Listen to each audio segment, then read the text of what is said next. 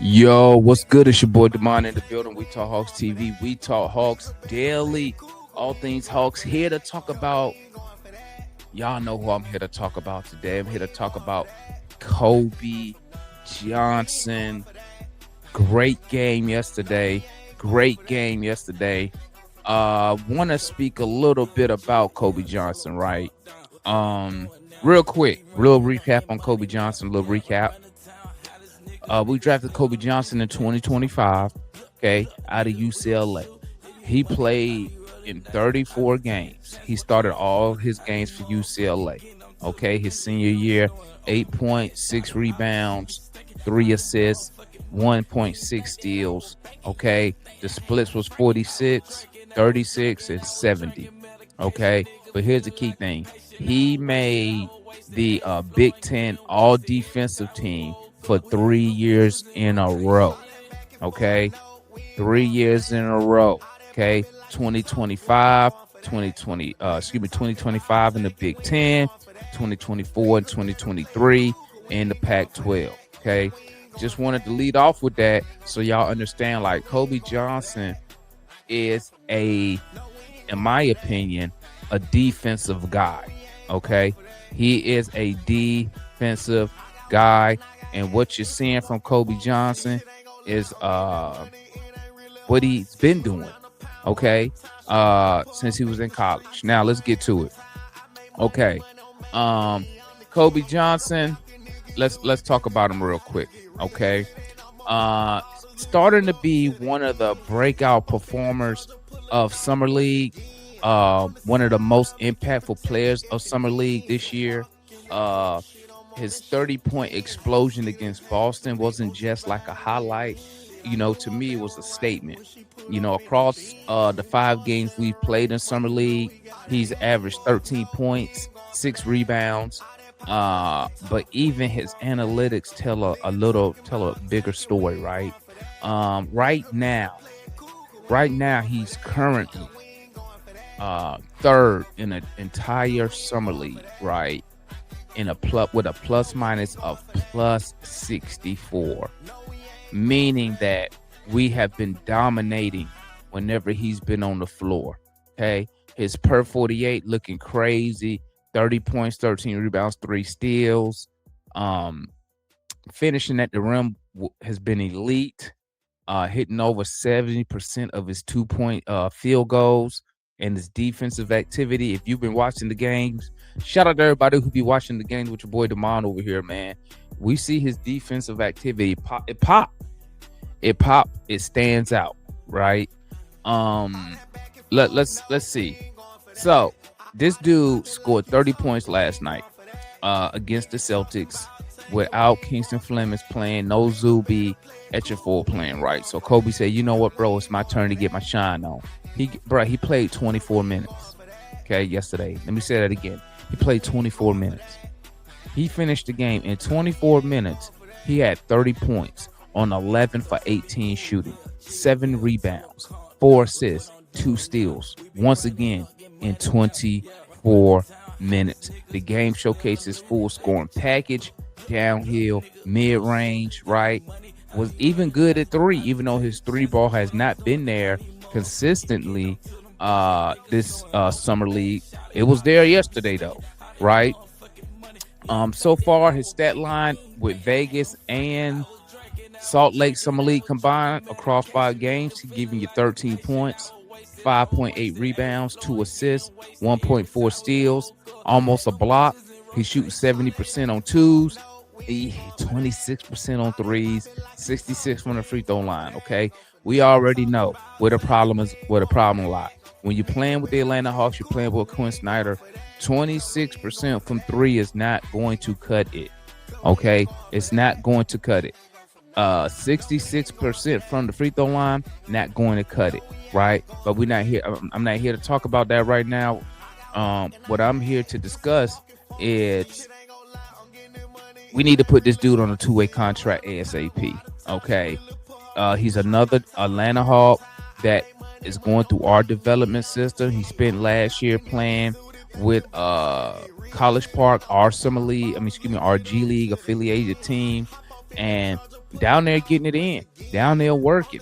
And it's good to see a guy like Kobe Johnson come to Summer League and has shown much improvement in all areas of his game. I'm not even really including his defense because he always been a defensive guy, right?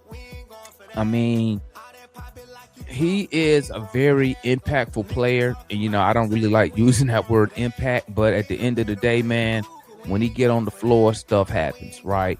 30.7 rebounds, 191 scoreless. He gave you 5 boards. The game against the Jazz, 7 points, 2 rebounds, 2 steals. So what is his strength? His strength is elite finishing so far, right? 70% on twos. He has a high motor, okay? Rebounding and steals show that he stays engaged while he's on the floor. Analytic guys, he a plus 64. I know that tell y'all something, right? Positional versatility, or as Auntie probably would say, positional optionality. Can defend guards and wings effectively. Things he got to improve on, though, especially if you want to play for the Atlanta Hawks with Quinn Snyder as the coach. 3-point shooting, 26%. I've seen some people say his mechanics need to be refined. I'm not a shooting coach, so it is what it is. Maybe he go get a coach, go with Jalen, go with his brother, because his brother was a 29% shooter. Now he's like a 36% three-point shooter, right? Free throws, 66%. Leaving easy points, leaving free points on the board. We can't allow it. We don't need that on this team. We already got bad free throw shooter like Dyson Daniels.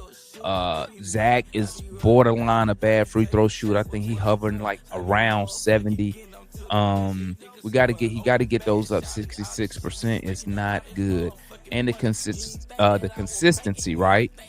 He came out with this huge game, but in all the other games he's been kind of dormant. But I will take into the account that this summer league, and we know their agendas in summer league, like not bad agendas, but we know the fans, the organizations, they really want to see these first rounders play, right?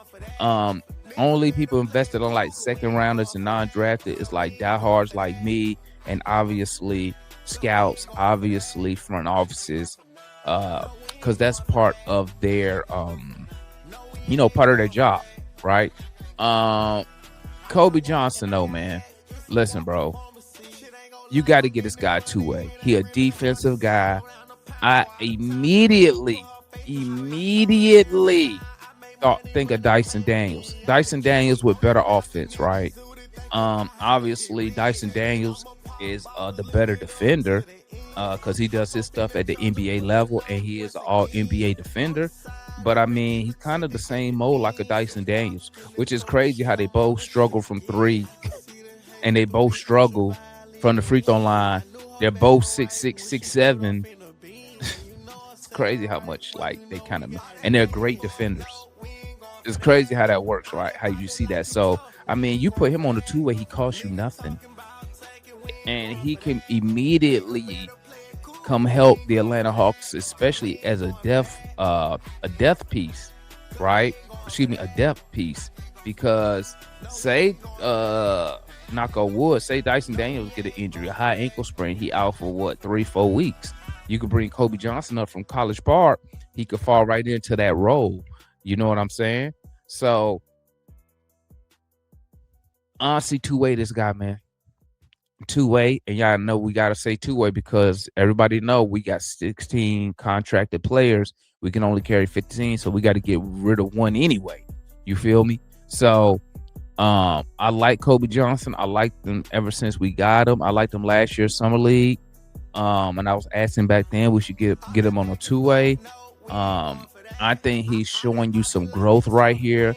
Let's see how he does in the other Summer League games, because I'm sure this game got to put a whole bunch of freaking confidence in Kobe Johnson, right?